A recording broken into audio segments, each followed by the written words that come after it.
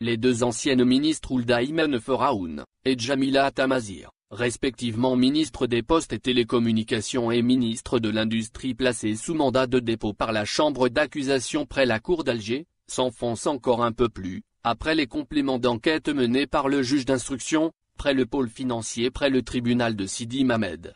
La première est impliquée dans l'affaire des frères Kouninef, et la seconde dans celle du groupe Benamor.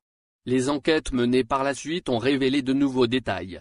Les deux anciens ministres ont été rendus coupables de dilapidation de deniers publics et des pertes considérables pour le trésor public, à travers la conclusion de transactions et projets en dollars et en francs suisses. Nos sources affirment que Jamila Tamazir, l'ex-ministre de l'Industrie, a été entendue à 2 reprises par le juge d'instruction du pôle spécialisé.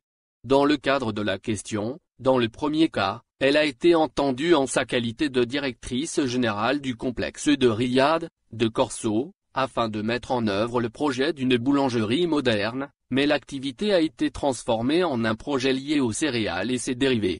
Selon l'expertise, la valeur du projet a mobilisé d'énormes sommes d'argent en francs suisses, en euros et en dollars américains.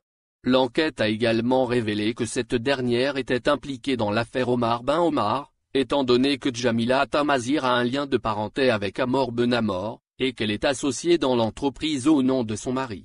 Quant à l'ancienne ministre des Postes, Hulda Ayman Feraoun, l'enquête judiciaire examine les accords passés avec le complexe Huawei et la société chinoise ZTE. Le projet concerne la modernisation de la stratégie nationale pour un flux Internet très élevé.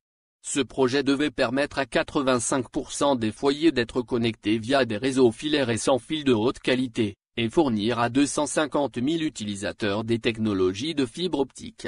Le projet comprend également l'achèvement d'un projet d'1 million de lignes, dont la valeur totale du projet varie de 73 millions de dollars.